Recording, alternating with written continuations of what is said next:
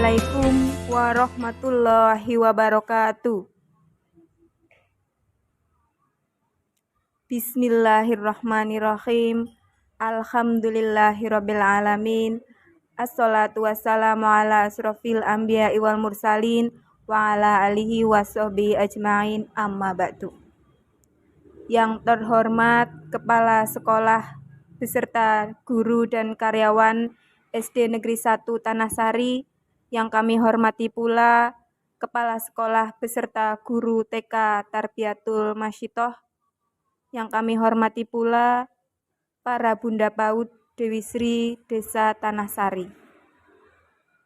Pertama-tama, marilah kita panjatkan puja dan puji syukur kehadirat Allah Subhanahu wa Ta'ala, karena atas limpahan rahmat, taufik, dan hidayahnya, sehingga pada saat ini kita dapat berkumpul pada acara diseminasi penerapan budaya positif Selasa 24 Oktober 2023 dalam keadaan sehat walafiat.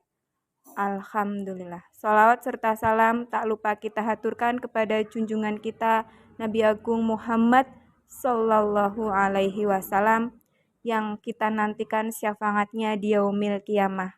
Allahumma amin. Bapak Ibu yang kami hormati, perkenankanlah saya selaku pembawa acara membacakan susunan acara pada siang hari ini. Susunan acara diseminasi penerapan budaya positif. 1. Pembukaan. 2. Menyanyikan lagu Indonesia Raya. 3. Sambutan kepala sekolah. 4. Penyampaian materi penerapan budaya positif. 5. Lain-lain. 6. Lagu Bagimu Negeri. 7. Penutup. Acara yang pertama yaitu pembukaan. Marilah kita buka acara pada pagi hari ini dengan bacaan basmalah bersama. Bismillahirrahmanirrahim.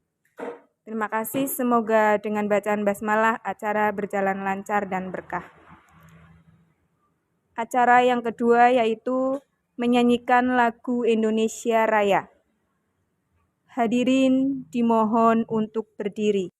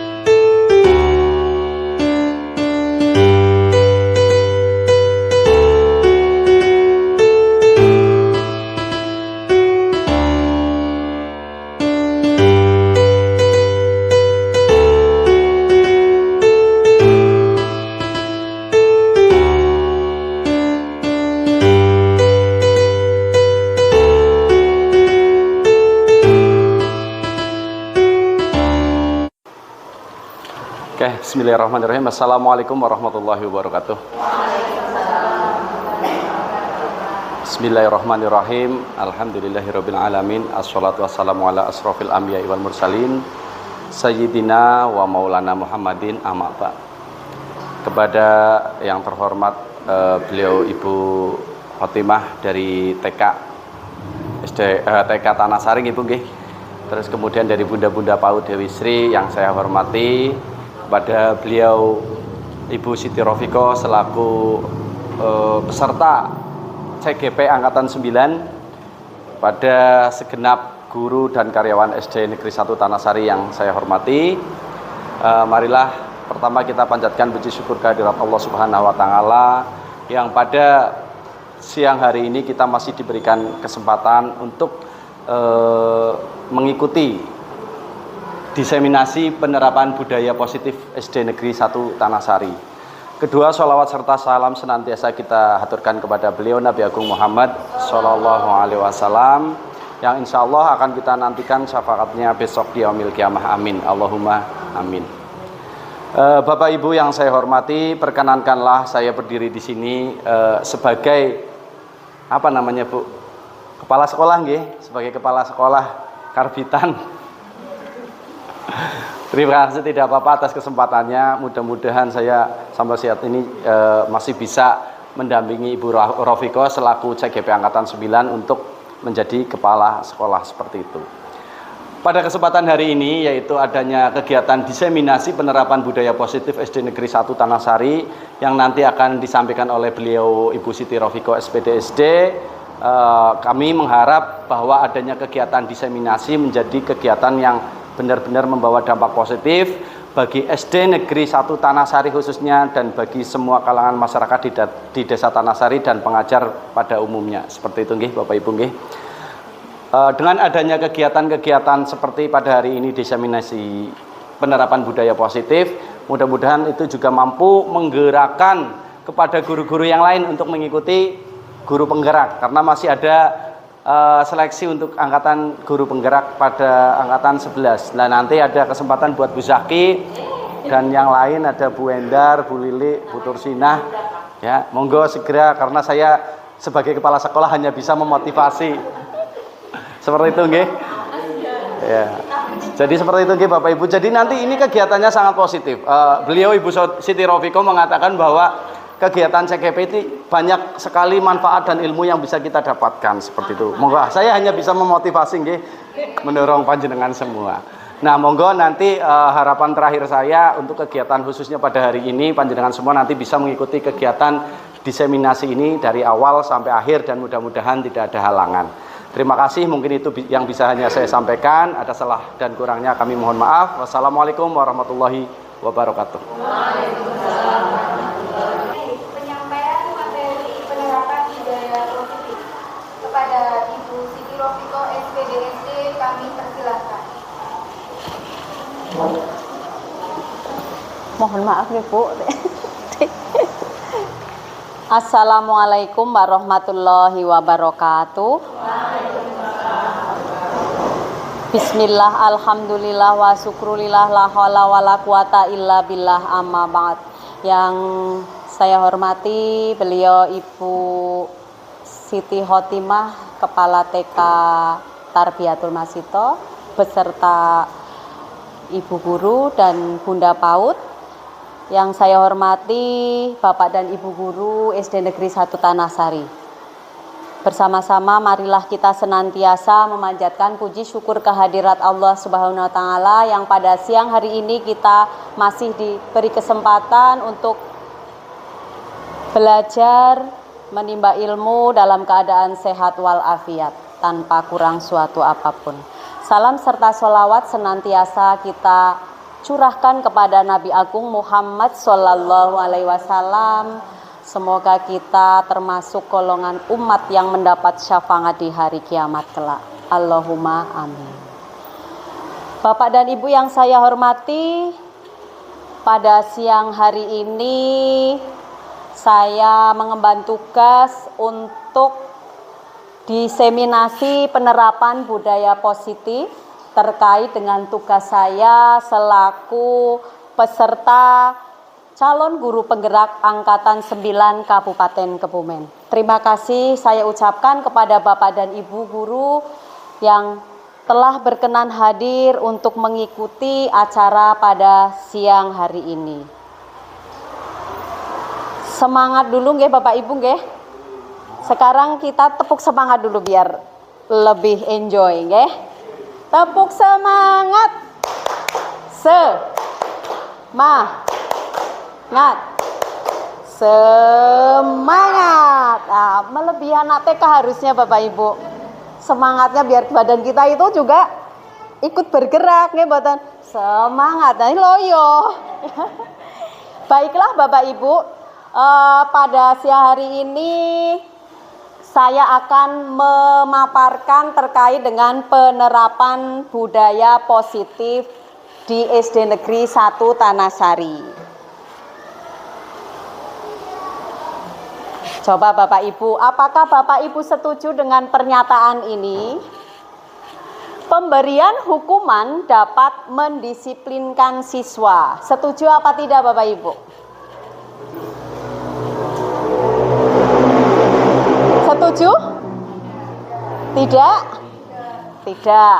Pemberian hukuman dengan hal positif misalnya menulis, menyalin di buku, membaca di perpustakaan ataupun membersihkan halaman sekolah meningkatkan disiplin anak. Setuju? Ya. Pemberian hadiah meningkatkan prestasi siswa. Setuju? Sekarang menjawabnya pokoknya sesuka Bapak Ibu. Nanti kita akan simak untuk materi berikutnya untuk menjawab yang pertanyaan ini, nggih Bapak Ibu. Pemberian penghargaan atau reward dapat memotivasi belajar siswa. Setuju? Setuju. Guru harus bisa memberikan solusi untuk setiap siswa yang bermasalah. Setuju atau tidak? Memberikan solusi? Oh ya, guru berperan sebagai teman bagi siswa. Setuju. Terima kasih Bapak Ibu. Mari kita ikuti satu persatu nggih untuk materi hari ini. Apakah budaya positif itu?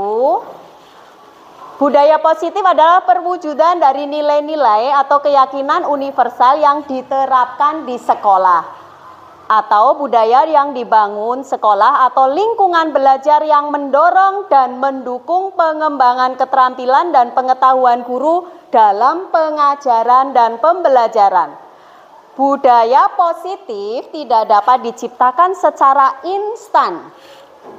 Dalam penerapannya diperlukan tuntunan dan teladan dari seorang guru. Sepakat apa tidak Bapak Ibu itu?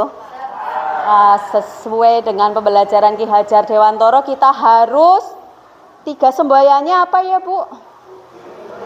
Ing ngarso, ing madya mangun karso, tutwuri handayani. Nah, di sana sudah terpampang memberi tuntunan dan teladan.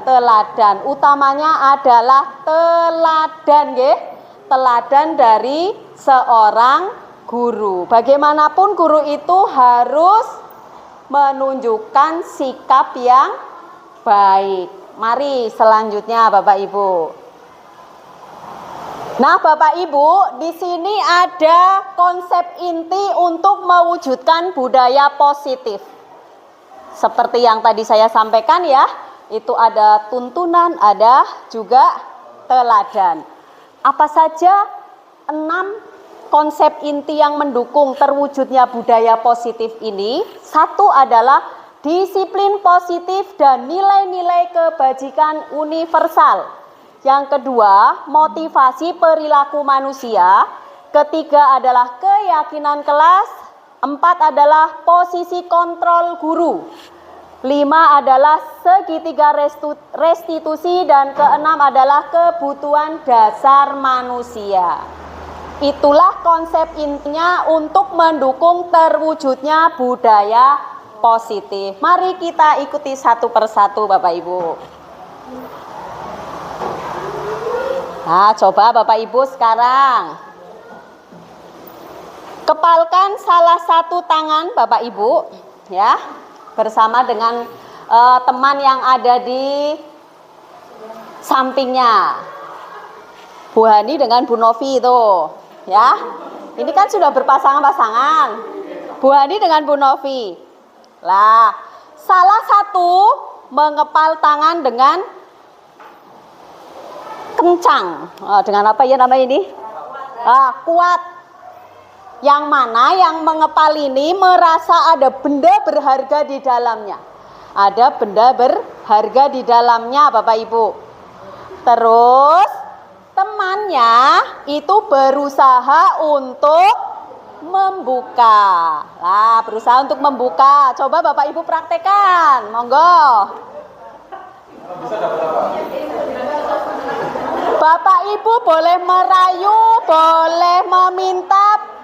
Padahal Bapak Ibu yang mengepal itu berusaha dengan sekuat tenaga untuk mempertahankan benda berharga di ini. Lah,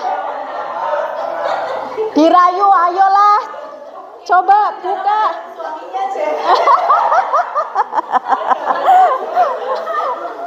Ada yang berusaha pasrah untuk membuka? Berusaha sekuat tenaga? Terlalu kuat. Ya, baiklah Bapak Ibu. Artinya apa ini? Tentunya tadi ada yang dengan sekuat tenaga ini mempertahankan benda berharga di sini ya. Lah, terus yang temannya ya mau membuka, cobalah bukalah. Lah, dengan sekuat tenaga itu, tapi mungkin lama-lama kan ada yang berusaha lawis lah, pasrah juga. Nah, ini ya, ada yang begitu. Coba, ini maksudnya apa? Siapa yang tahu? Bu Khotimah. Monggo. Monggo Bu Hot. Nopo nggih? Ini terkait dengan apa Bapak Ibu? Kontrol diri. Nah, ini nanti ada kaitannya dengan disiplin positif. Jadi, kontrol diri di sini maksudnya apa? Orang yang tadi mengepal itu berusaha sekuat tenaga tadi ya. Itu sebenarnya ada keinginan dari dalam, keinginan intrinsik gitu. Lah, untuk mempertahankan ini bagaimanapun tidak akan saya buka. Tidak akan saya lepas. Nah, itu artinya punya kontrol diri. Tapi ada juga yang berusaha Lah, apa maksudnya di sini? Artinya ya, kita di dalam melaksanakan disiplin positif ini harus tumbuh dari dalam diri sendiri. Namanya adalah motivasi intrinsik. Mau orang lain yang memaksa, kalau dari dalam diri itu tidak ada keinginan, bagaimanapun tidak bisa. Seperti itu. Tetapi kalau dari dalam diri itu sudah ada kemauan, keinginan, walaupun melihat yang lain itu mempengaruhi, tetap dia akan mempertahankan. Seperti itu maksudnya Bapak Ibu. Jadi disiplin positif ini membutuhkan motivasi intrinsik. Nah, dari dalam diri dulu itu Bapak Ibu. Jadi bagaimanapun kita sebagai guru harus terbentuk adanya motivasi intrinsik ini. Supaya nanti siswa-siswa kita bisa mencontoh kita seperti itu Bapak Ibu. Ya, baik Bapak Ibu, selanjutnya adalah ini Bapak Ibu. Kita lihat terkait adanya teori kontrol yang disampaikan oleh Dr. William Glasser. Dr. William Glasser. Nah, mungkin Bapak Ibu merasa pernah mengontrol murid. Nah, padahal sebenarnya murid itu sendiri yang mengontrol diri sendiri. Misalnya memberi PR ya. Memberi PR. Apakah pernah ada siswa kan? Apakah ada siswa yang mengerjakan dengan rajin? Ada. Jadi sebenarnya siswa itu mengontrol dirinya sendiri. Kita sebagai guru hanya menyampaikan, ini silahkan dikerjakan. Tapi dari masing-masing siswa punya kontrol sendiri Bu. Ada yang mau mengerjakan, ada juga yang tidak mengerjakan. Tetapi selama ini Bapak Ibu guru merasa kita bisa mengontrol. Padahal sebenarnya murid itu sendiri yang mengontrol sendiri. Nah, seperti itu. Jadi kita tidak dapat memaksa murid untuk berbuat sesuatu jikalau murid tersebut memilih untuk tidak melakukannya. Jadi tidak bisa memaksa. semua perilaku itu memiliki tujuan bahkan terhadap perilaku yang tidak disukai. Jadi perilaku yang baik ya punya tujuan, perilaku yang tidak baik juga punya tujuan. Masing-masing anak punya tujuan itu. Kadang tidak mengerjakan PR pun ada tujuannya, Bu. Jadi semua punya tujuan baik ataupun yang buruk, seperti itu. Lanjut. Teori kontrol yang kedua adalah semua penguatan positif, efektif dan bermanfaat. Nah, penguatan positif atau bujukan di sini bentuk-bentuk kontrol itu mempengaruhi murid agar mengulangi suatu perilaku tertentu. Suatu usaha untuk mengontrol murid tersebut. Dalam jangka waktu tertentu, kemungkinan murid tersebut akan menyadarinya dan mencoba untuk menolak bujukan kita, atau bisa jadi murid tersebut menjadi tergantung pada pendapat sang guru untuk berusaha. Lalu yang ketiga, kritik dan membuat orang bersalah dapat menguatkan karakter. Menggunakan kritik dan rasa bersalah untuk mengontrol murid menuju pada identitas gagal. Mereka belajar untuk merasa buruk tentang diri mereka. Yang keempat adalah orang dewasa memiliki hak untuk memaksa. Banyak orang dewasa berdasarkan sebuah pengukuran kinerja. Intinya di sini adalah kita tidak dapat memaksa orang lain. Tidak bisa memaksa orang lain, seperti itu. Lanjut Bapak Ibu. Nah, coba kita lihat dulu. Untuk perubahan paradigma stimulus respon, teori kontrol atau teori pilihan. Ya.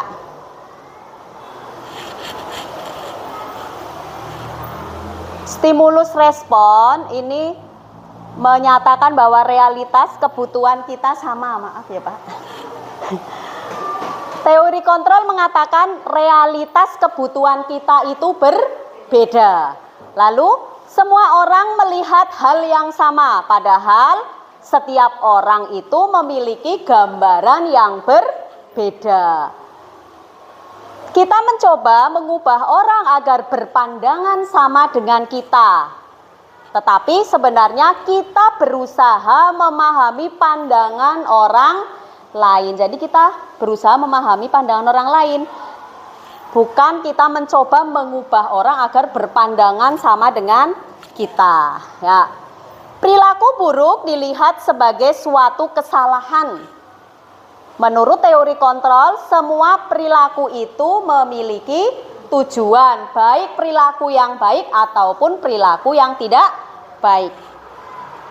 Orang lain bisa mengontrol saya, padahal sebenarnya hanya Anda yang bisa mengontrol diri sendiri. Lalu stimulus respon menyatakan bahwa saya bisa mengontrol orang lain. Sebenarnya saya tidak bisa mengontrol orang lain. Yang bisa mengontrol adalah diri sendiri. Pemaksaan ada pada saat bujukan gagal. Lah, menurut teori kontrol, kolaborasi dan konsensus menciptakan pilihan-pilihan baru. Jadi di sini ada kerja sama, kolaborasi dan konsensus atau kesepakatan menciptakan pilihan-pilihan baru. Model berpikir menang atau kalah menurut teori kontrol adalah model berpikir menang-menang. Artinya tidak ada yang menang, tidak ada yang kalah. Karena masing-masing punya tujuan. Seperti itu nggih Bapak Ibu. Lanjut. Bagaimana bisa seseorang itu berubah dari paradigma stimulus respon kepada pendekatan teori kontrol? Menurut Stephen R. Covey mengatakan bahwa bila kita ingin membuat kemajuan perlahan sedikit-sedikit, ubahlah sikap atau perilaku Anda. Namun bila kita ingin memperbaiki cara-cara utama kita, maka kita perlu mengubah kerangka acuan kita. Ubahlah bagaimana Anda melihat dunia, Bagaimana Anda berpikir tentang manusia? Ubahlah paradigma Anda, skema pemahaman dan penjelasan aspek-aspek tertentu tentang realitas.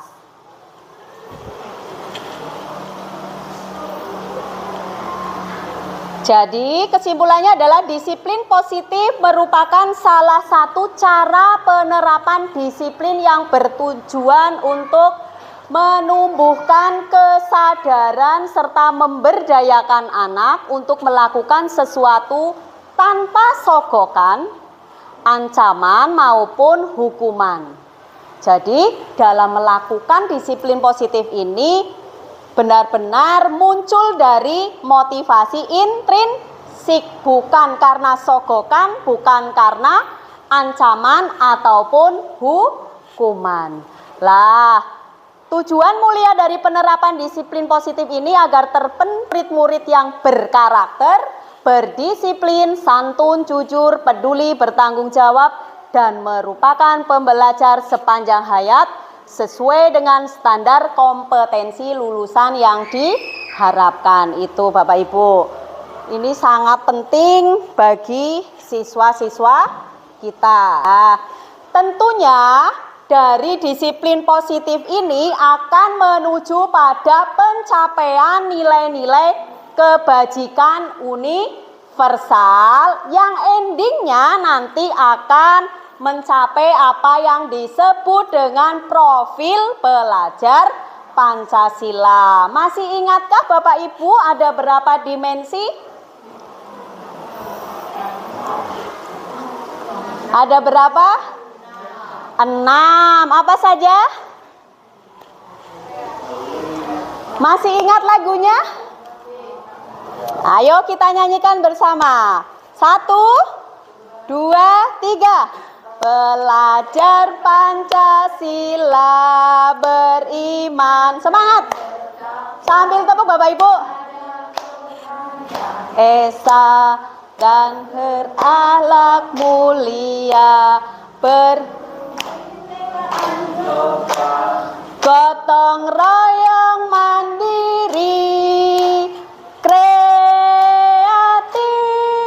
dan bernalar kritis. Tepuk semangat.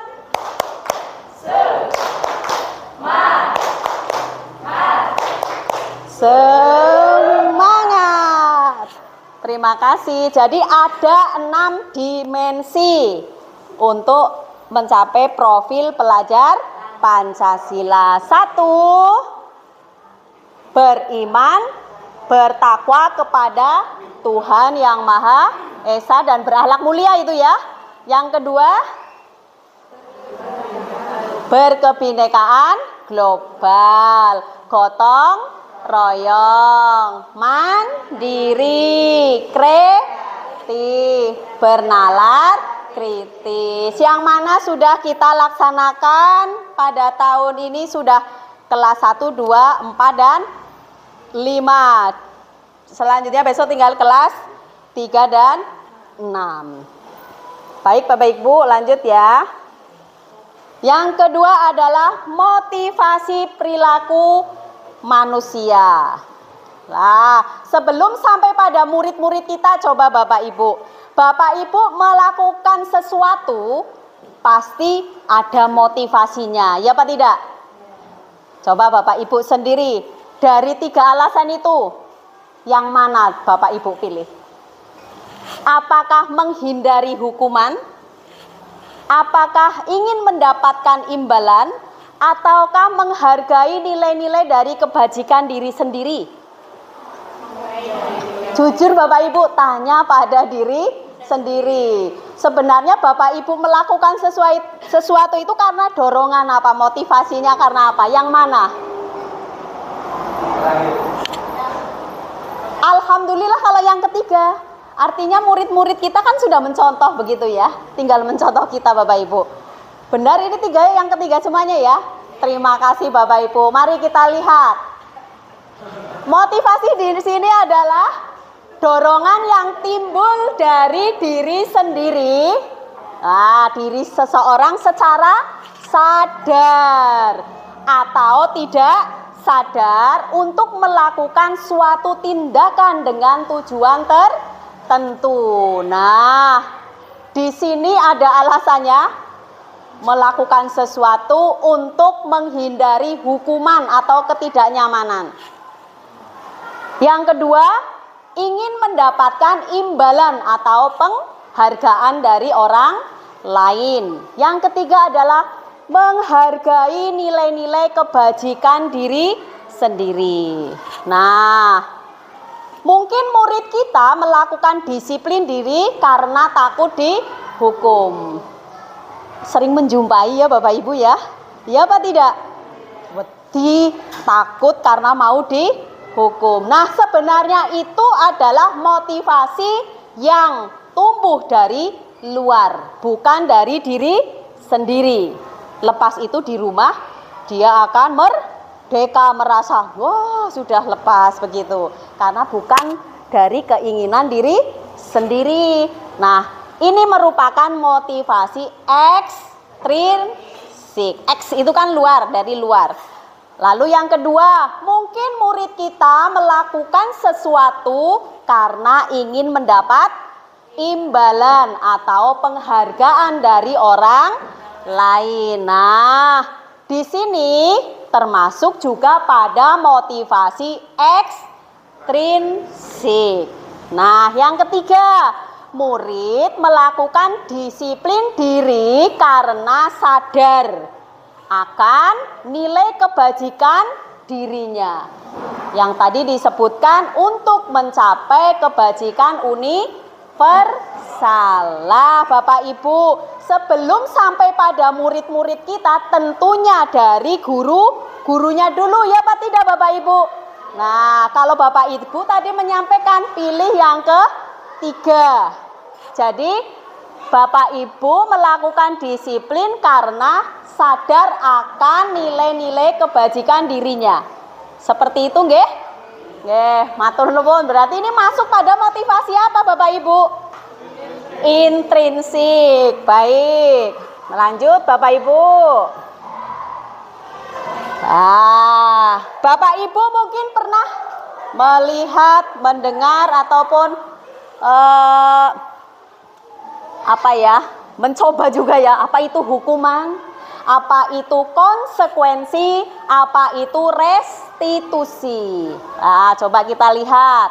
Sebenarnya apa sih hukuman? Apa itu konsekuensi dan apa itu restitusi? Hukuman itu apa ya Bapak Ibu? Pernah tidak Bapak Ibu itu menghukum siswa? Belum ya. Apa sih sebenarnya ya? Hukuman itu sesuatu yang menyakitkan Bapak Ibu. Menyakitkan harus terjadi. Nah, sedangkan konsekuensi adalah sesuatu harus terjadi. Sedangkan restitusi adalah pilihan.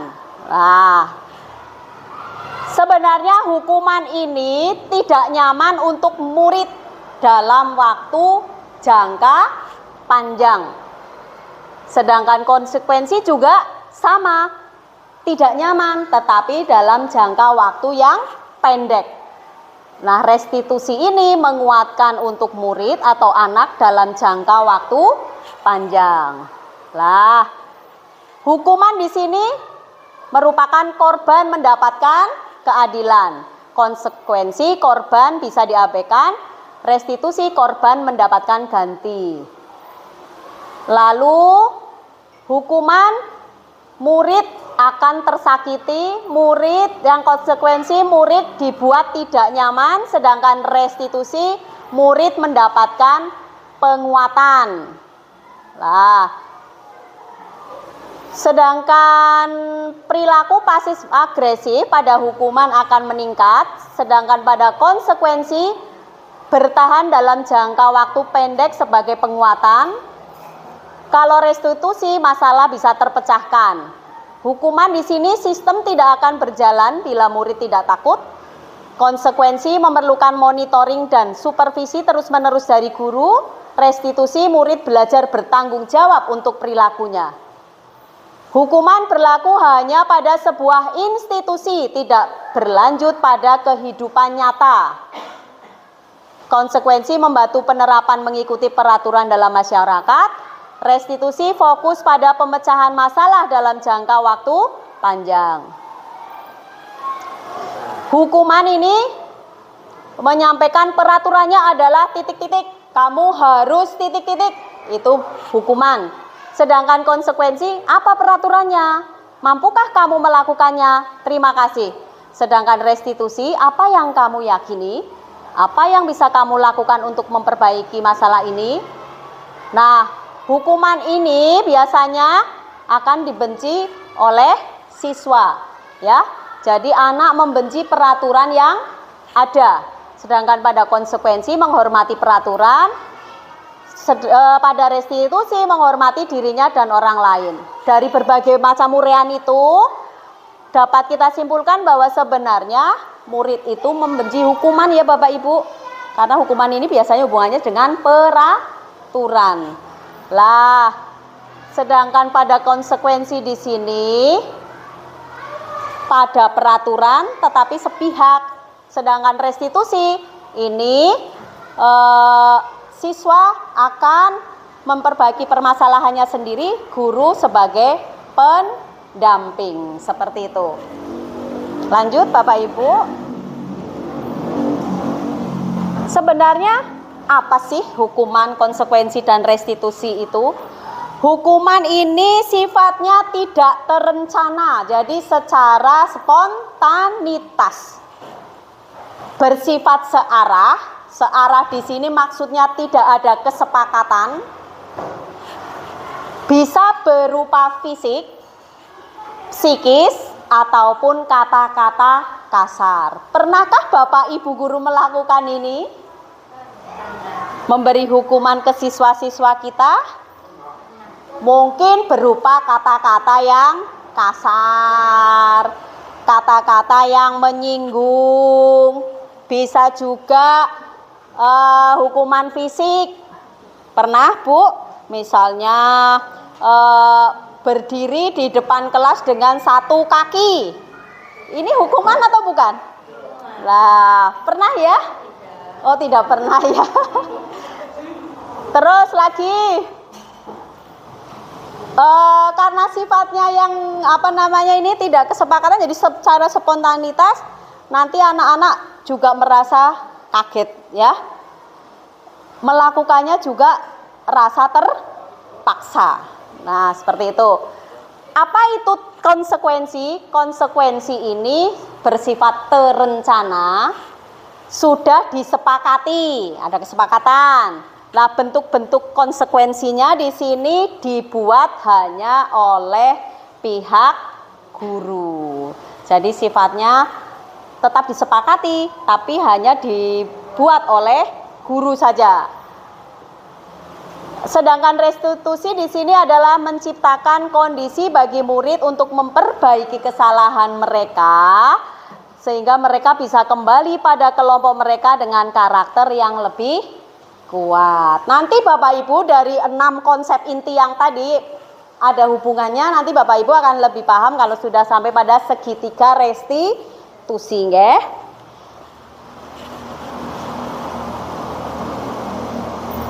Coba Bapak Ibu sekarang hukuman, konsekuensi atau restitusi. Coba mencatat 100 kali di dalam buku kalimat saya tidak akan terlambat lagi karena terlambat ke sekolah. Itu kurang katanya. Termasuk hukuman, konsekuensi atau restitusi. Apa Pak Imam? Konsekuensi. Ya, alasannya apa? Konsekuensi. Tidak menyakiti. Tidak menyakiti. Terus? Terencana tidak itu? Terencana ya. Kita lihat lagi coba ke belakang. Nah, kita lihat lagi. Konsekuensi bagaimana? Terencana. Ya, bentuk-bentuk konsekuensi dibuat oleh guru. Apakah siswa ikut membuat itu? Tidak ya tadi ya? Tidak. Terus lanjut. Ini. Jadi ini masuk pada konsekuensi. Lari mengelilingi lapangan basket sebanyak 2 kali karena terlambat hadir di sekolah. Hukuman, konsekuensi, atau restitusi? Apa alasannya Bapak Ibu? Menyakitkan juga ya. Iya betul sekali, ini masuk hukuman. Lanjut. Membersihkan coretan yang dibuatnya di atas meja.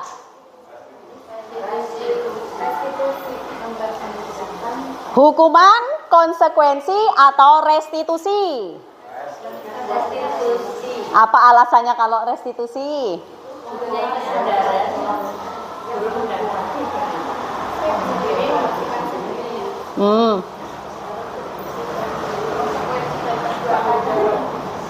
Coba yang konsekuensi ada? Konsekuensi atau restitusi? Konsekuensi, ya betul sekali. Konsekuensi, ya konsekuen dari itu tadi ya. Kan biasanya kalau yang itu masih ada linier dengan permasalahannya, begitu. Murid diminta push up 10 kali karena tidak menggunakan masker. Hukuman, betul. Berdiri di depan kelas sambil mengangkat 1 kaki karena tidak bisa menjawab pertanyaan. Hukuman. Pernahkah melakukan itu Bapak Ibu? Kalau dulu pernah loh, guru saya pernah. Iya, itu loh di bawah tiang bendera. Di bawah tiang bendera panas terik seperti ini. Membersihkan WC karena merusak pensil teman. Tidak ada hubungannya ya ini ya Bapak Ibu ya. Maksudnya lah merusak pensil teman suruh membersihkan WC, jelas-jelas itu bersifat psikis apa fisik. Fisik ya Bapak Ibu ya. Iya, suruh membersihkan WC. Merasa tersakiti apa tidak? Nah, iya. Lari keliling lapangan karena terlambat 10 menit saat pelajaran PJOK.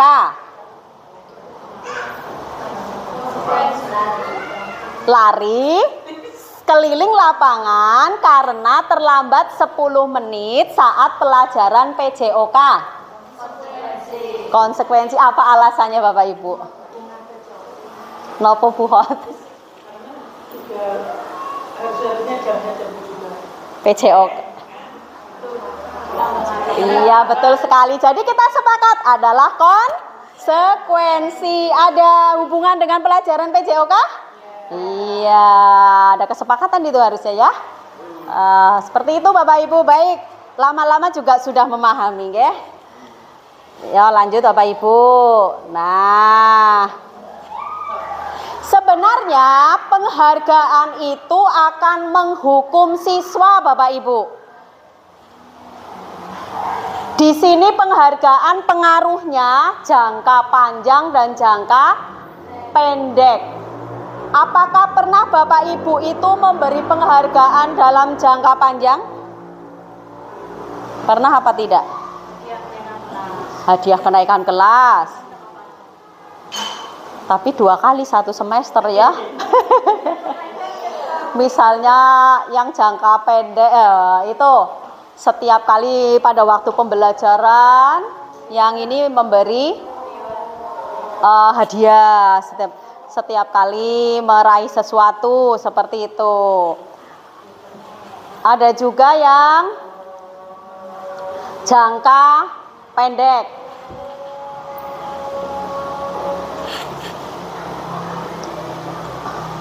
Lanjut, untuk yang kedua adalah penghargaan tidak efektif. Ini sebenarnya penghargaan tidak efektif. Kalau tadi di awal pertanyaannya apakah penghargaan itu akan memotivasi apa ya? Memotivasi anak, gitu kan? Penghargaan itu sebenarnya tidak efektif. Mengapa? Nah, karena ini biasanya dibuat dengan persyaratan. Misalnya, kamu melakukan ini, nanti akan dapat ini. Jadi tidak efektif.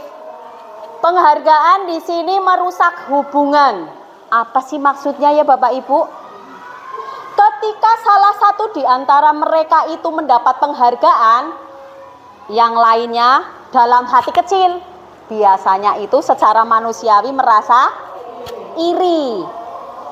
Mungkin yang biasanya berteman ini, loh bubuh kae uli, kayak aku ora uli. Walaupun terbersit saja di sini. Nah, secara tidak langsung akan merusak hubungan. Kalau anak-anak SD masih begitu. Ada Bapak Ibu. Nah, kecemburuan. Jadi ada kecemburuan begitu. Lalu penghargaan mengurangi ketepatan, penghargaan mengurangi kualitas, penghargaan mematikan kreativitas, penghargaan ini menghukum bagi mereka yang tidak mendapat penghargaan. Nah, Bapak Ibu, sudah berapa kali ini kita sudah tidak menyampaikan kaitannya dengan perengkingan. Ya apa tidak? Perengkingan. Karena apa? Sebenarnya di sini perengkingan itu akan menghukum mereka yang tidak mendapatkan ranking. Jadi, lah aku ora ranking. Begitu merasa terhukum dia, kapan saya bisa punya ranking? Kan begitu? Lah, karena terhukum di sini akhirnya dia tidak tumbuh motivasi. Nah, di sini peran guru sebenarnya harus bisa memotivasi secara maksimal. Jadi tugas kita sangat mulia Bapak Ibu. Bagaimanapun memperhatikan kebutuhan masing-masing siswa. Jadi tidak hanya sekedar mentransfer ilmu saja, justru utamanya di sini adalah pendidikan karakter. Salah satunya adalah tadi disiplin positif yang nantinya untuk mencapai budaya positif. Itu penghargaan mengurangi motivasi dari dalam diri. Apa maksudnya di sini? Lah pada waktu misalnya si A mencapai penghargaan, mendapat penghargaan. Lah sebenarnya dia itu mampu. Sebenarnya mampu. Aku ora sinau ya wis bisa mencapai itu. Lah di sini merasa bagaimana ya? Sebenarnya dia nggak termotivasi sih, tapi memang dia capai itu apa adanya begitu. Nah, beda dengan yang mungkin termotivasi secara intrinsik seperti itu. Jadi pencapaiannya ini hanya secara alamiah begitu Bapak Ibu. Lanjut. Nah, tentang keyakinan kelas. Mengapa keyakinan kelas Bapak Ibu tidak peraturan kelas? Ya, siapa yang tahu alasannya? Pak Sabri. Monggo. Kalau keyakinan kelas itu dibuat semua pihak termasuk siswa. Kalau peraturan kelas itu cenderung dibuat oleh sekolah. Ya, bagus sekali. Beri tepuk tangan untuk Pak Sabri. Ya. Ada yang mungkin berpendapat lain? Nah, yang selama ini Bapak Ibu guru laksanakan yang mana? Keyakinan kelas atau peraturan kelas? Peraturan kelas. Sudah larik kalimatnya banyak, siswa melaksanakan tanpa adanya kesepakatan. Nah, ini nanti bisa sampai pada yang apa disebut dengan hukuman. Ya apa tidak? Pernahkah apa tidak Bapak Ibu misalnya, kamu kalau tidak mengerjakan PR bayar Rp1.000. Pernah apa tidak? Pernah ya? Saya pernah Bapak Ibu mengakui. Makanya jadi ikut guru penggerak jadi tahu, oh ternyata apa yang saya lakukan itu keliru Bapak Ibu. Pernah dulu. Jadi misalnya tidak mengerjakan PR, dendanya Rp500, tapi uangnya dikumpulkan oleh siswa. Nanti masuk ke dalam kas. Lah itu ternyata menyalahi Bapak Ibu. Lah makanya Bapak Ibu yang belum guru penggerak ikut di guru penggerak jadi tahu Bapak Ibu. Setidaknya bisa koreksi diri ke belakang. Oh ternyata kemarin apa yang saya perbuat itu keliru. Bisa tobat sebelum belum terlambat Bapak Ibu. Betul sekali. Iya ya, berarti kemarin apa yang saya lakukan itu keliru. Pernah. Jadi kalau tidak mengerjakan PR, berapa dendanya anak-anak? Rp1.000 Bu. Pernah juga saya buat begini Bapak Ibu. Misal ada PR 5 nomor, ya.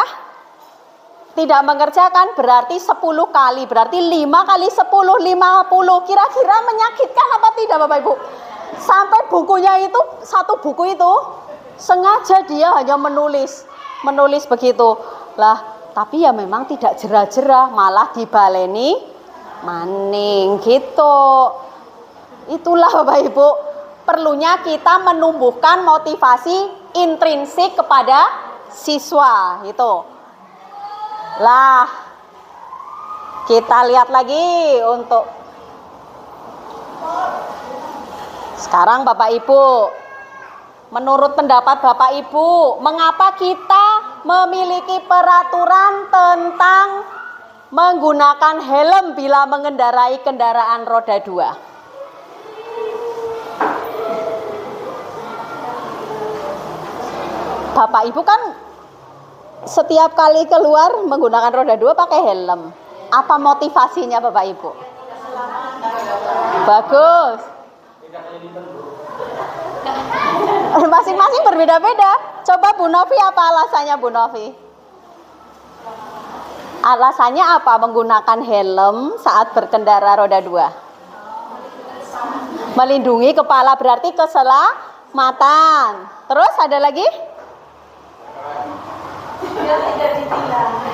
Nah, kalau keselamatan berarti itu sudah masuk pada nilai-nilai kebajikan ya. Sini termotivasi.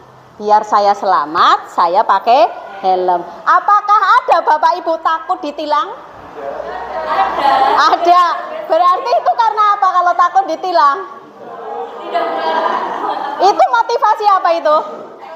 Ekstrinsik, ya? Dari luar lah janjane aku bebeh kon nganggo helm. Daripada mengko ditilang ya mending saya pakai helm. Bukan tumbuh dari diri sendiri. Yang tumbuh dari diri sendiri tadi ingin saya selamat. Ya, berarti masuk pada nilai keselamatan tadi, nilai kebajikan universal. Begitu Bapak Ibu. Sekarang, mengapa kita memiliki peraturan 3M? Menggunakan masker, mencuci tangan, dan menjaga jarak 1,5 meter. Coba. Keselamatan atau kesehatan? Kesehatan. Kalau waktu itu ada peraturan loh Bapak Ibu. Kalau yang tidak menggunakan masker bagaimana?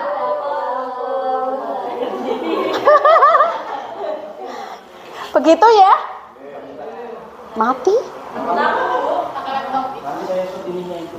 Oh ya udah. Terus lanjut Bapak Ibu. Ya orang keton gini Pak. Lanjut.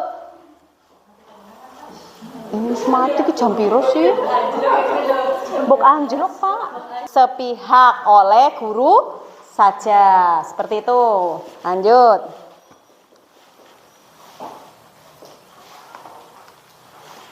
Keyakinan kelas di sini bersifat lebih abstrak daripada peraturan yang lebih rinci dan konkret. Keyakinan kelas berupa pernyataan universal. Akeh banget Pak Esi, Pak.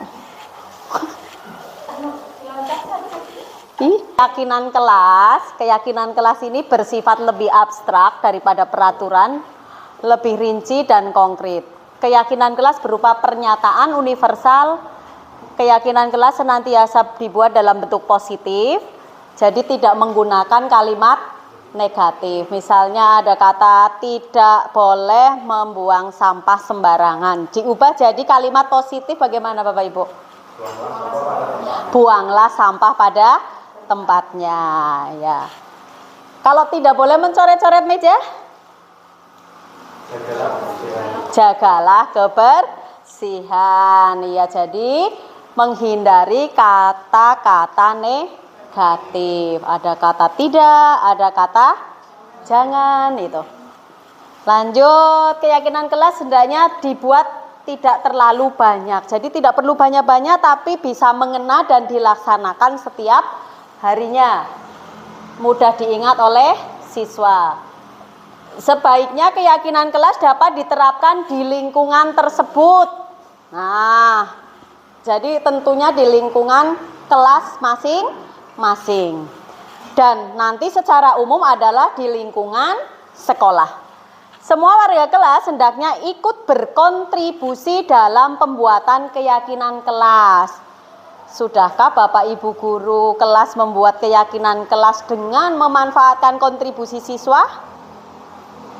Sudah? Sudah apa belum? Ataukah Bapak Ibu guru hanya itu berpendapat sesuka hatinya? Dengan kalimat-kalimat yang lugu seperti itu tidak masalah. Yang penting nanti kita arahkan, jika masih ada kalimat yang negatif, kita arahkan menjadi kalimat positif, begitu.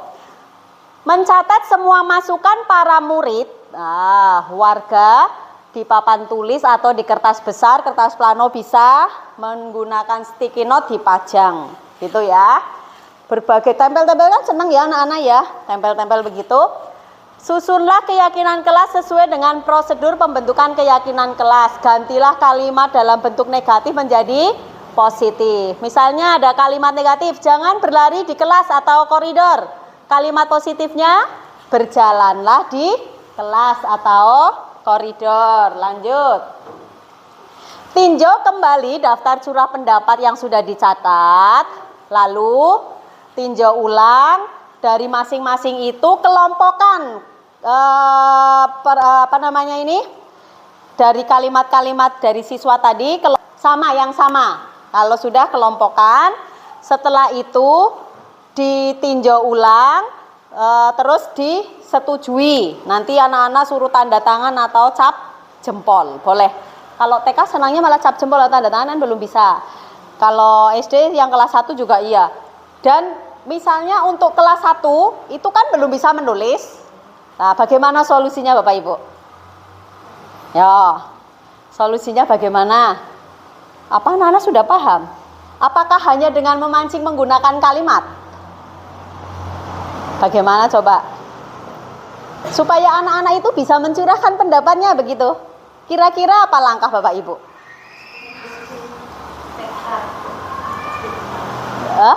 Dengan cerita?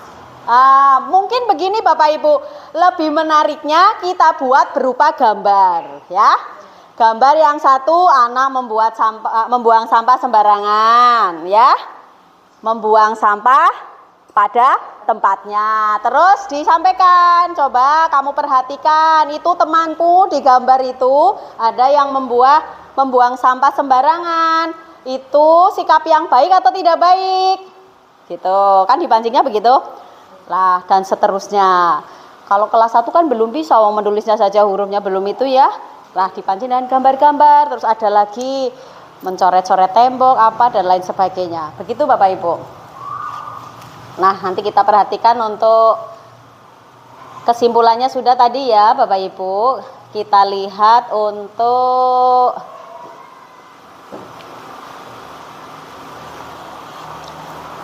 bentar, saya perlihatkan yang ini. Ini kemarin saya membuat keyakinan kelas. Pak.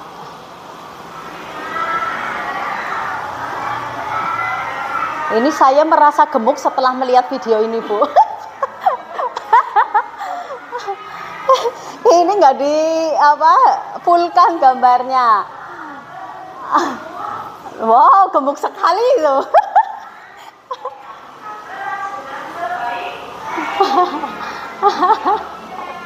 Kurang lebih seperti ini Bapak Ibu. Ini di ruang kelas 5 ya.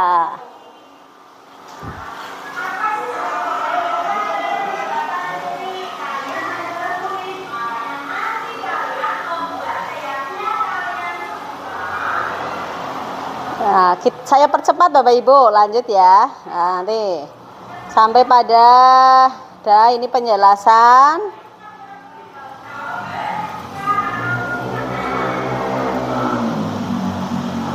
Nah, saya bagikan sticky note itu, biarlah mereka diberi kebebasan untuk menuliskan pendapatnya. Mau seperti apa sih kelasnya itu, mau dibuat seperti apa sih? Apa yang mereka harapkan supaya kelas bisa menjadi nyaman, seperti itu. Nah, ini sudah saya perlihatkan gambar-gambar juga Bapak Ibu. Ada misalnya tadi membuang sampah pada tempatnya, yang satu membuang sampah sembarangan. Ada juga terlambat datang ke sekolah, ada juga gambarnya. Biar anak itu, oh itu baik apa tidak yang terlambat datang ke sekolah gitu.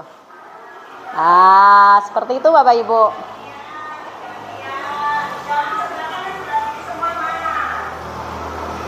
Ini lanjut lagi ya, sudah. Nah ini curah pendapat mereka. Nah, setelah itu nanti kita kelompokkan Bapak Ibu. Kita percepat ya. Nah, terus lanjut.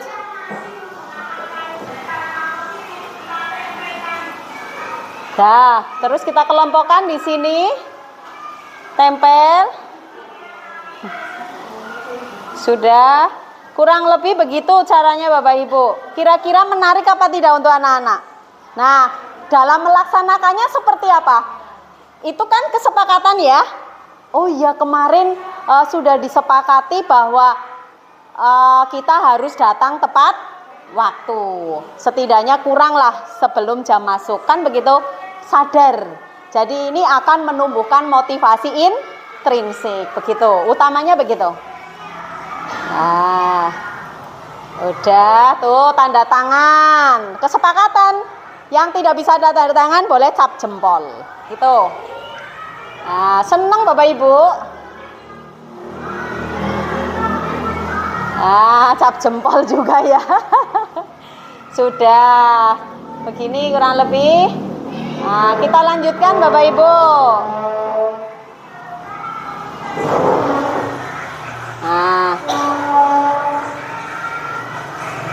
Nah, harapan saya silahkan nanti Bapak Ibu dari kelas 1 sampai dengan kelas 6 dan juga TK bisa untuk melaksanakan keyakinan kelas ini nggih.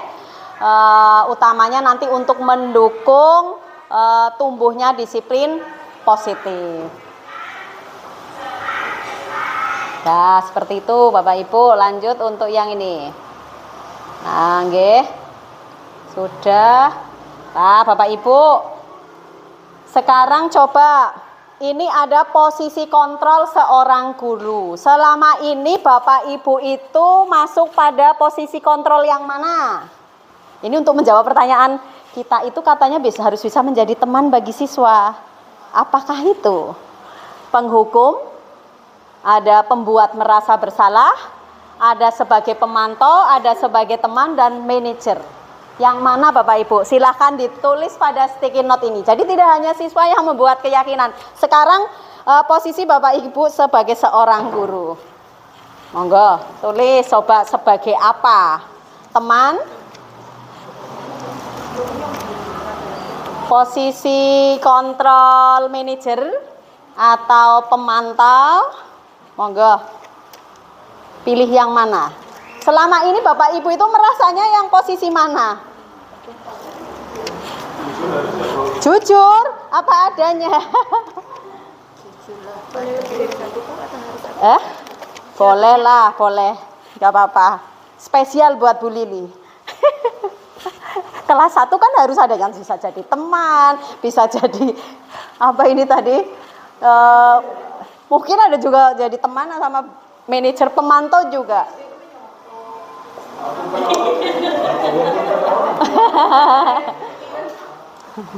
Sudah Bapak Ibu? Sudah ditulis?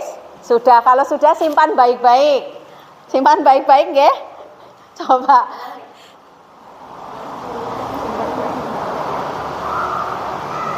Nah, masing-masing ini posisi mempunyai alasan tersendiri. Nah, nanti kita lihat selama ini saya itu menduduki posisi yang mana ya? Penghukumkah? Pembuat rasa bersalah? Pemantau, teman, atau sebagai manajer bagi siswa-siswa kita? Nah, sebelumnya kita lihat dulu videonya. Nah, ini contohnya. Coba Bapak Ibu simak baik-baik. Nah, Bapak Ibu perhatikan. Ini contohnya anak SMA Bapak Ibu. Coba kita cek masing-masing. Tadi Bapak Ibu menulis apa? Sini kamu. Selamat pagi Bu. Selalu terlambat. Kamu deh pasti terlambat. Maaf Bu, saya Apa? Apa coba? Alasan kamu apa lagi? Kapan sih kamu tidak terlambat? Malas sekali ya kamu jadi anak. saya Dasar pemalas. Gak kapok-kapok sih kamu. Sudah berapa kali terlambat? Sana, kamu keliling lapangan basket 2 kali. kenapa saya harus ke 18 Bu? Kenapa? Kamu melawan ibu? Berani-beraninya jawab. Sudah terlambat, masih berani jawab pula. Sekarang, keliling lapangan basket 5 kali sekalian. Biar aku. Cepat. Pergi sana ke lapangan basket. Nah, pernahkah Bapak Ibu seperti tadi? Pernah, Pak Sabri itu pernah. Lanjut yang kedua Bapak Ibu.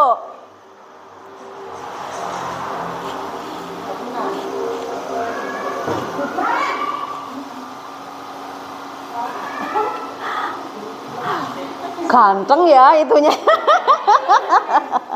Kamu kenapa terlambat lagi, nak? Ya Tuhan, Naren. Kamu senang ya bikin ini susah ya? Kalau kamu terlambat lagi, nanti ibu yang ditegur bapak kepala sekolah, nak. Disangka ibu tidak bisa membina kamu. Duh, gimana ini? Maaf Bu, Bu Gusti Naren. Kamu suka ya kalau ibu ditegur bapak kepala sekolah? Terus, sekarang ibu harus tulis apa ini di buku absen? Ini kamu sudah sering terlambat loh. Ibu harus apa coba? maaf Bu, maaf sekali. Ya sudah, lain kali jangan bikin ibu susah lagi ya nak ya. Ibu tidak akan buat lagi kalau kamu begini terus. Bisa jatuhan kalau ibu tegur bapak kepala sekolah. Mbak, kon mundut bakso bae lho Pak kae. Kon mundut bakso bae melas anu jam 1 kon Pak Takip kalau disi duit yang kotak hijau. Nah, bakso raja bakso kan tidak melas. Nah, ini posisi teman.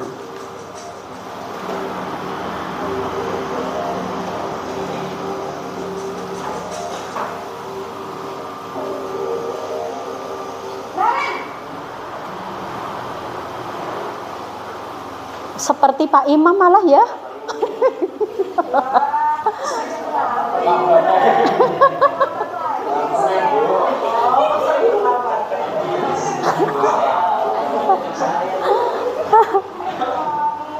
menyalahkan ibu kamu. Kamu bukannya anak yang paling kencang. Kok terlambat sih? Iya Bu, saya kangen bangun tadi. Jadi biarpun saya lagi kencang, tetap gak kejar Bu. Ya sudah sana, nanti lain kali larinya lebih kenceng lagi ya. Biar gak terlambat lagi. Bikin seneng ibu, demi ibu. Bisa kan? Bisa lah Bu. Ya sudah sana masuk kelas. Ibu beresin urusan absen kamu. Kamu ini ada-ada saja. Itu sebagai teman Bapak Ibu. Nah, pemantau, monitor, coba dilihat lagi.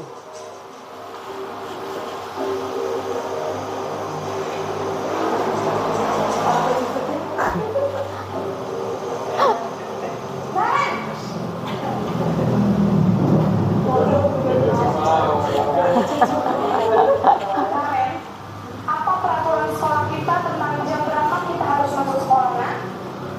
Kita harus di sekolah jam 7 Bu. Iya betul. Sekarang sudah jam 7.20. Naren sudah tahu konsekuensinya jika terlambat hadir. Paham Bu, saya harus tinggal kelas pas jam istirahat selama 20 menit. Iya benar, konsekuensinya demikian. Jadi nanti jam 9.30 pas istirahat, kamu harus tinggal di kelas, kerjakan tugas tambahan untuk ketertinggalan kamu, ya? Baik Bu. Nah, sekarang posisinya sebagai manajer Bapak Ibu.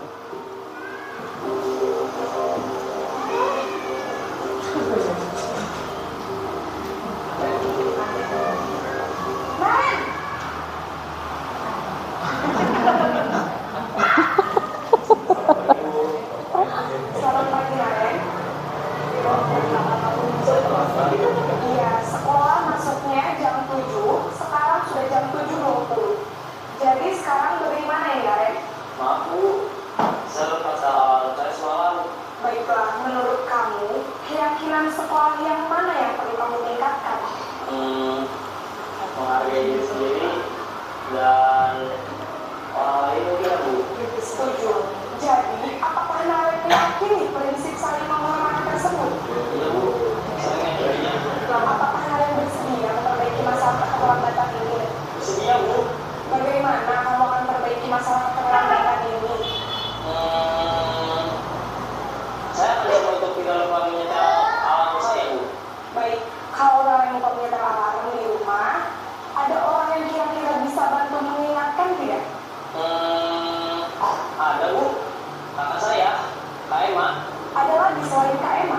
Selain Kak Emma, ada ibu saya. Baik, jadi yang mengingatkan Naren adalah Kak Emma dan ibu kamu ya? Kira-kira akan mulai setel alarm kapan ya, Naren? Setelah pulang sekolah, akan segera saya lakukan. Baik, jadi Naren akan setel alarm untuk bangun besok pagi dan akan diingatkan oleh kakak dan ibunda Naren ya. Ada lagi yang mungkin perlu dilakukan Naren agar tidak terlambat bangun lagi. Tidak ada Bu. Baik Naren, terima kasih untuk bersama kamu. Sekarang kamu perlu kembali ke kelas untuk belajar. Baik Bu, terima kasih. Nah, gimana Bapak Ibu? Tadi Bapak Ibu menuliskan posisinya yang mana? Coba dibuka, Pak Imam apa Pak Imam? Oh, manajer, Pak Sabri, sebagai teman, Pak Adi, Bu Umi sebagai apa? Teman, Bu Hot, teman. Ayo Ibu, manajer, pemantau, selalu mengawasi terus ini.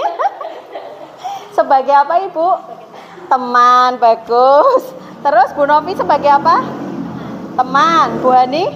Teman. Bu Zaki? Hah? 3, wih mantap apa saja itu. Bu Tursinas? Kepinginnya 3 ini. Oh 3. Manajer sama teman. Manajer. Nah, Bapak Ibu, idealnya seorang guru itu harus sebagai manajer.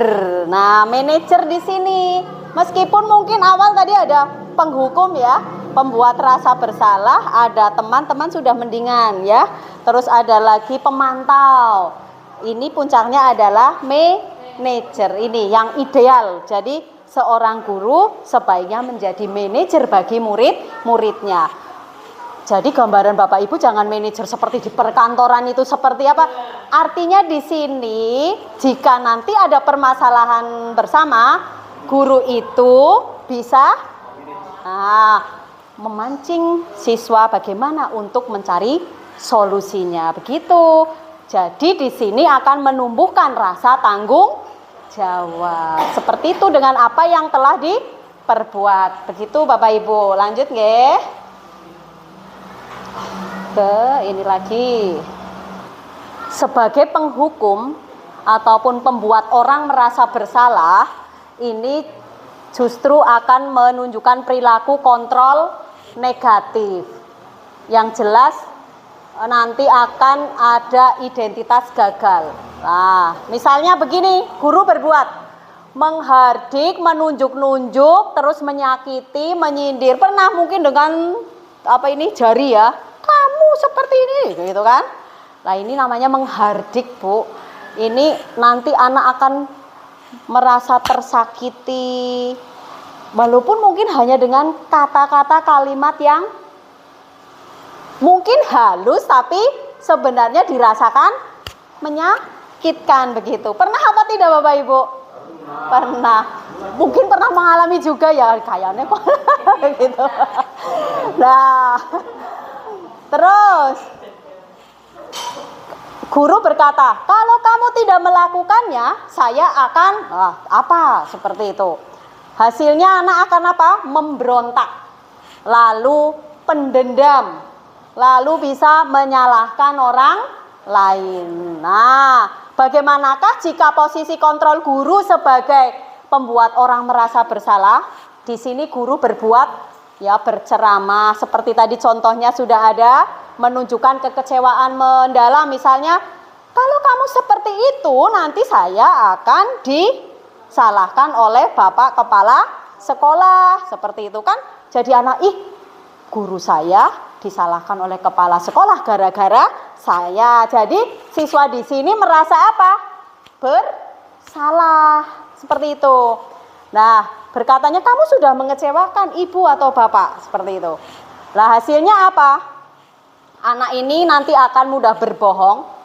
Lalu terus yang ini, sebagai teman membuatkan alasan untuk muridnya. Lakukan untuk bapak ibu, ya sudah nanti bapak ibu bantu bereskan. Nah, ketergantungan ini nanti imbasnya. Terus pemantau, menghitung, mengukur apa peraturannya, apa konsekuensinya, apa yang telah kamu lakukan, apa yang terjadi sekarang. Lah, siswa akan menyesuaikan bila diawasi. Kalau diawasi dia akan seolah-olah menurut, kalau tidak, wow, di belakang seperti apa. Nah, ini ya.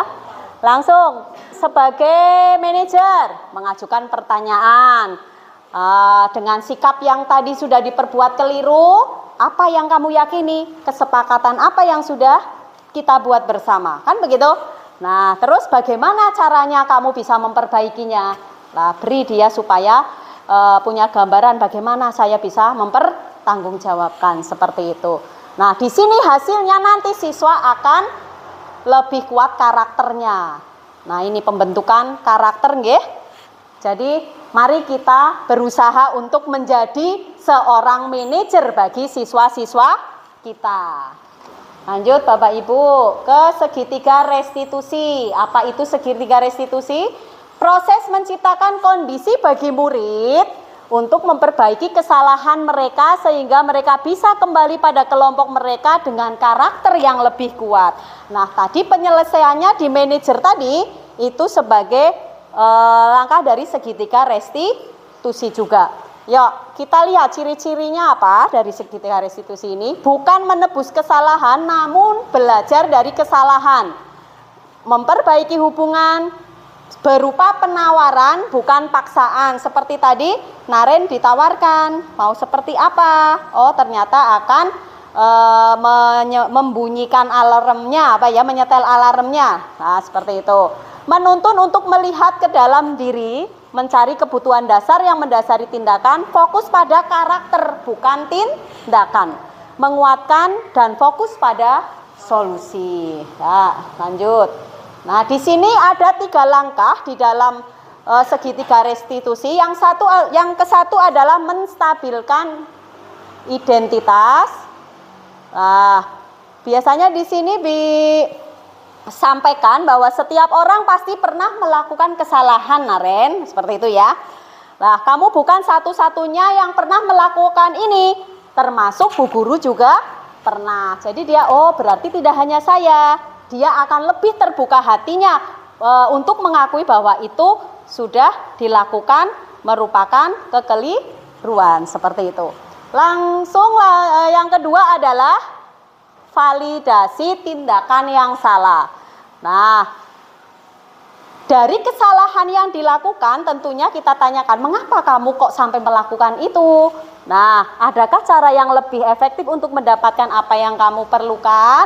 Lah, di sini nanti anak akan, saya melakukan ini karena ini. Dia menggali sendiri. Ngapa sih aku telat? Kan kayak gitu.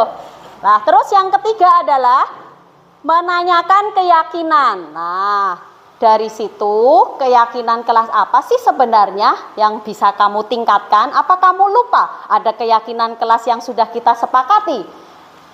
Terpampang di sana, datang tepat waktu, ya apa tidak? Nah, kalau begitu mau seperti apa kamu supaya bisa datang tepat waktu, bisa melaksanakan keyakinan kelas yang sudah kita sepakati bersama. Seperti itu. Lanjut. Sekarang sudah sampai ini ya. Nah, ini kemarin saya praktek untuk dengan anak. Tidak usah disetel videonya ya Bapak Ibu ya. Menstabilkan identitas ini untuk membuat anak yang merasa gagal karena berbuat salah menjadi positif terhadap dirinya. Biasanya guru berkata berbuat salah itu hal yang manusiawi. Tidak ada manusia yang sempurna. Bapak Ibu guru juga pernah melakukan itu. Terus kalau kamu menyalahkan dirimu sendiri terus menerus, apakah kamu bisa bersikap baik pada dirimu sendiri? Ini menstabilkan identitas. Lanjut. Nah, ini kemarin saya sudah. Yang kedua, validasi kebutuhan, membantu siswa mengenali kebutuhan yang ingin dipenuhinya ketika melakukan kesalahan itu. Nah, kamu bisa saja kan melakukan hal yang lebih buruk, tapi kamu tidak melakukannya kan? Kamu pasti punya alasan mengapa melakukannya. Apa yang penting bagi kamu? Dan seterusnya, apakah kamu bisa melakukan dengan lebih baik besok lagi? Nah, lanjut ke ini prakteknya. Terus yang ketiga, menanyakan keyakinan. Anak merasa kesalahannya dihubungkan dengan norma sosial dan nilai yang mendasari manusia berinteraksi dengan orang lain. Guru biasanya berkata, apa nilai yang kita percaya di kelas? Ini masuk pada keyakinan kelas. Kamu ingin jadi anak seperti apa? Apa yang kamu rasakan ketika kamu melakukan itu? Kamu menjadi orang yang seperti apa? Nah, lanjut di sini. Nah, lanjut ini ya, 5 kebutuhan dasar manusia. Coba kebutuhan dasar manusia apa saja Bapak Ibu? 1. Yang paling utama apa dulu Bapak Ibu? Bertahan hidup itu. Bertahan hidup. Terus? Itu di situ ada kesenangan, ada kebebasan, ada kasih, sayang dan rasa diterima, ada penguasaan. Seperti apa? Bertahan hidup tentunya ini bersifat fisiologis. Misalnya apa? Makan, ya, kesehatan, rumah. Nah, kalau kebutuhan ini biologi sebagai bagian dari proses reproduksi, apakah untuk bertahan hidup itu? Iya. Berarti kalau banyak anak lebih banyak bertahan hidup ya. Iya, memperbanyak keturunan. Lanjut, yang kedua adalah kebutuhan kasih sayang dan rasa ingin diterima. Ini anak-anak apalagi dia inginnya disayang, diperhatikan. Apalagi kita masuk pada pendidikan dasar ya Bapak Ibu. Anak itu diperhatikan rasanya sangat senang, bahagia. Itu nanti akan terasa sampai dia dewasa, bahkan sampai tua Bapak Ibu. Nah, kalau kita sebagai penghukum tadi juga sampai tua. Saya sudah pernah dihukum ini. Teringat, saya pun pernah dihukum, teringat sampai sekarang. Benar, sampai nama gurunya masih ingat, guru SD. Iya, saya pernah dihukum Bapak Ibu. Lanjut, kebutuhan kebebasan. Nah, ini ingin bergerak, menyukai hal yang baru dan menarik, suka mencoba. Ada juga kebutuhan penguasaan, kebutuhan pengakuan atas kemampuan yang berhubungan dengan kekuatan untuk mencapai sesuatu dan lain sebagainya. Itu 5 kebutuhan dasar manusia. 1, bertahan hidup, kasih sayang dan rasa diterima, kebebasan, kesenangan, lalu nah ini dibutuhkan oleh anak-anak kita Bapak Ibu. Lanjut, coba ini termasuk kebutuhan dasar yang mana? Aku senang bermain kejar-kejaran sama Bu Guru. Seru. Yang mana masuknya kebutuhan apa tadi? Kesenangan atau kasih sayang? Kesenangan ya Bapak Ibu ya. Kesenangan. Ibu kejar aku karena Ibu Guru sayang aku. Kasih sayang, bagus. Aku hebat kan? Bisa bikin Bu Guru kejar aku. Apa itu? Apa coba? Aku hebat kan? Bisa bikin Ibu Guru kejar aku. Apa? Ini lihat lagi yang mana? Penguasaan. Iya. Aku hebat kan? Lagi. Aku bosan belajar mewarnai terus di dalam kelas. Kebebasan. Itulah Bapak Ibu, jadi 6 konsep inti yang untuk mendukung terwujudnya budaya positif. 1, apa tadi? Disiplin positif. 2, motivasi perilaku manusia. 3, kontrol seorang, posisi kontrol seorang guru. Boleh lanjut? Keyakinan kelas. Segitiga restitusi. Terus apa lagi? Iya, 5 kebutuhan dasar manusia. Itulah. Kira-kira Bapak Ibu bisa melaksanakannya apa tidak untuk di sekolah ini? Insya Allah semuanya bisa Bapak Ibu, asal kita niati. Utamanya tadi ada motivasi apa ya? Intrinsik, dari dalam diri sendiri kita niati. Kita niati bersama. Begitu Bapak Ibu. Pertanyaan untuk yang pertama kali tadi, coba kita lihat. Nah, coba. Tadi kan menjawabnya masih. Nah, pemberian hukuman dapat mendisiplinkan siswa. Tadi menjawabnya apa Bapak Ibu? Tidak ya? Ya, sesuai ya? Ya, pemberian hukuman dengan hal positif meningkatkan disiplin anak. Tadi Bapak Ibu pas pertama sebelum itu menjawabnya apa? Iya. Terus setelah tidak ya? Tidak. Pemberian hadiah meningkatkan prestasi siswa. Tadi pas pertama iya, sekarang terjawab tidak ya. Pemberian penghargaan dapat memotivasi belajar siswa. Tidak.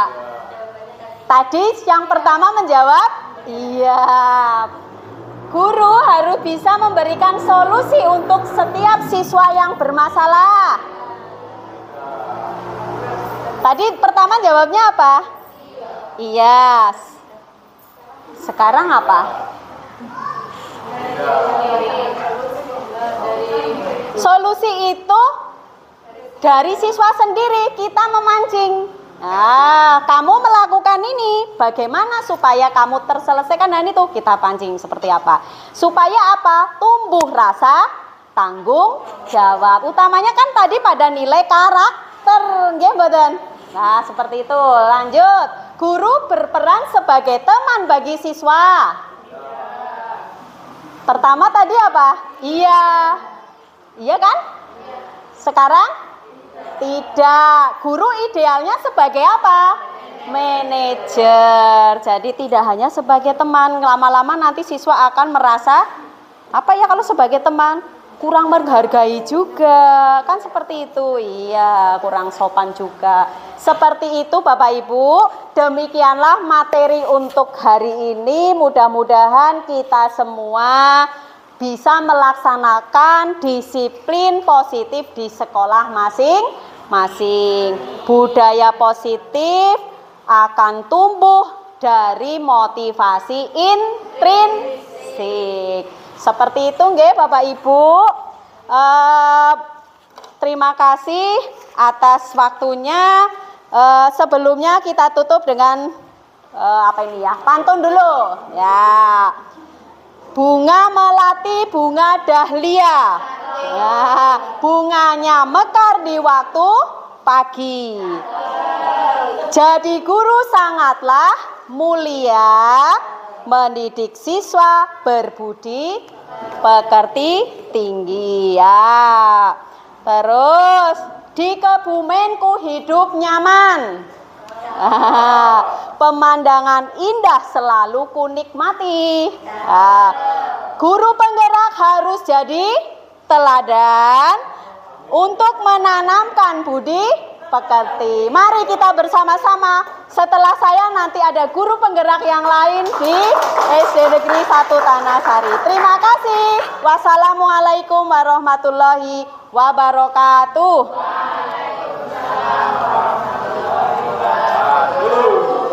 Bagimu nanti. Lain-lain tanya jawab. Telah menyampaikan materinya tadi. Sebelumnya beri aplaus Bapak Ibu. Tanya jawab. Berikutnya yaitu lain-lain yang akan diisi dengan tanya jawab. Monggo. Monggo Bapak Ibu. Kita menyampaikan. Pak Imam mau bertanya.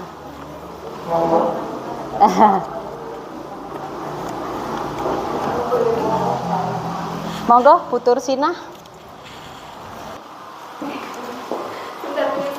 Ya. Pakai ini enggak? Enggak usah ya. Iya. Ya, saya ingin bertanya Ibu. Nggih, saya ingin bertanya, kebetulan saya kan mengajar di kelas 1. Nah, di kelas 1 itu ada anak yang kalau menulisnya dia sudah merasa capek itu sudah nggak mau menulis.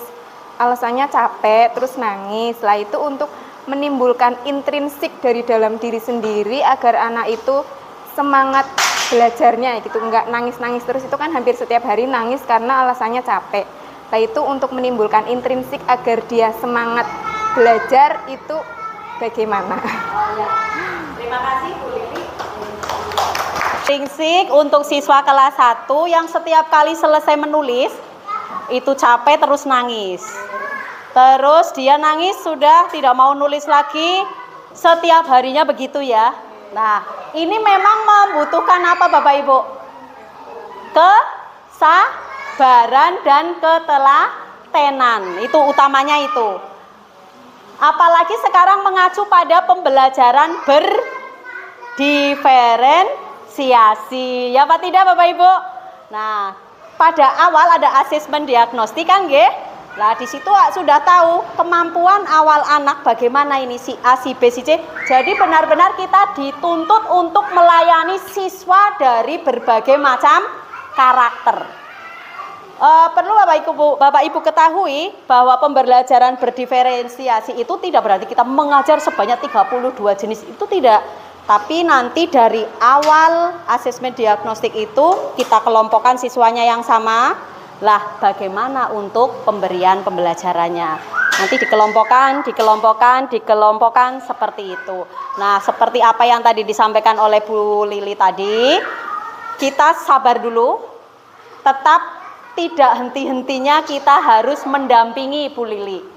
Karena bagaimanapun siswa itu tetap membutuhkan rasa kasih sayang. Kalau langsung kita bentak, kita marahi, melengkak, tidak mau berangkat, malah tambah nangis minta pulang. Lah itu tugas kita sebagai guru. Nah, setidaknya nanti di dalam kelas kita tempatkan pada posisi yang terdekat dengan guru. Jadi nanti kita lebih bisa mengawasi, begitu nggih? Kesabaran dan ketelatenan, begitu. Jangan lupa kita tetap memotivasinya dengan kalimat-kalimat yang bisa anak itu nanti tidak merasa diabaikan begitu. Jadi tetap harus dipuji dan lain sebagainya, seperti itu. Harus benar-benar telaten begitu Bu. Kalau kurang puas nanti bisa ditambahkan lagi ya. Ya, terima kasih waktunya. Saya dari perwakilan TK ingin menanyakan tentang bagaimana cara menstimulus pada anak yang TK. Tentunya kan nalarnya belum senalar orang dewasa seperti itu ya. Bagaimana menstimulus atau memancing anak yang belum benarar itu agar bisa membuat kesepakatan kelas selain dengan gambar yang tadi sudah dijelaskan. Ya, cukup. Terima kasih. Pertanyaannya adalah bagaimana menstimulus menumbuhkan stimulus anak, karena masih kelas TK itu kan sulit karena masanya juga masa bermain, terus bermanja-manja. Bagaimana untuk membuat kesepakatan kelas tidak hanya dengan gambar tadi. Nah, tentunya nanti bisa dihubungkan dengan kehidupannya sehari-hari. Nah, kehidupannya sehari-hari ditanya, mungkin masih sulit kalau TK ya, ditanya satu persatu. Coba, ini kan ada gambar ini, tadi sudah dengan gambar. Terus, kamu kalau di rumah melakukan ini apa tidak? Kan seperti itu. Iya, bukan, nanti jawab jujur sekali. Oh, ada nanti yang anak B mungkin menjawab tidak, yang C. Nah, dari seperti itu, ini mungkin untuk langkahnya, prosedurnya tadi beda dengan yang itu ya. Jadi sudah curah pendapat satu, baru dibentuk satu kesepakatan. Apalagi di TK, di SD pun paling maksimal itu 7 kesepakatan kelas. Kalau di TK ya 3 saja, kalau sudah dilaksanakan alhamdulillah. Yang penting anak-anak sudah dilibatkan begitu. Coba anak-anak, kamu bangun pukul berapa? Begitu kan? Nanti satu-satu ditanya.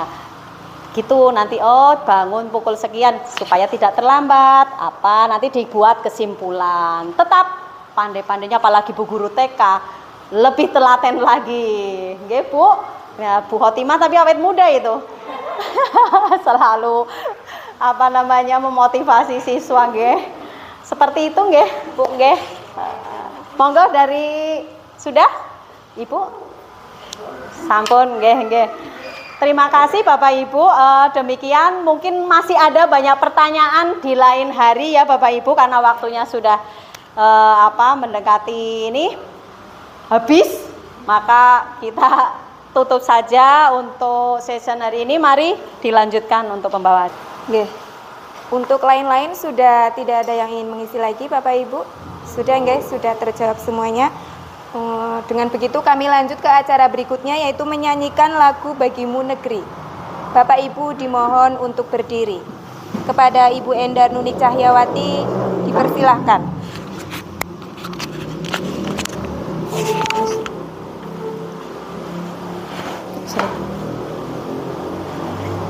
Bagimu negeri, jiwa raga kami, padamu negeri kami berjanji,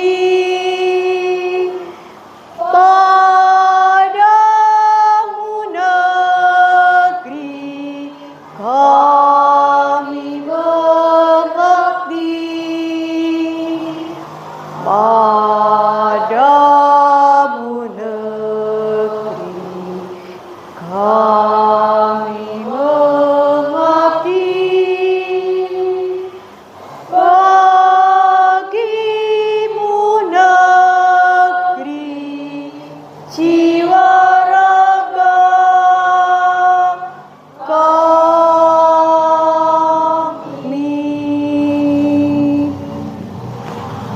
Yaitu penutup. Mari kita tutup acara pada siang hari ini dengan bacaan hamdalah bersama-sama. Alhamdulillahirabbil alamin. Demikian acara pada siang hari ini. Semoga kita semua mendapat keberkahannya. Saya selaku pembawa acara mohon maaf yang setulus-tulusnya apabila ada kata yang kurang berkenan di hati Bapak Ibu semuanya. Terima kasih atas kehadirannya. Billahi taufik wal hidayah. Wassalamualaikum warahmatullahi wabarakatuh. Waalaikumsalam warahmatullahi wabarakatuh.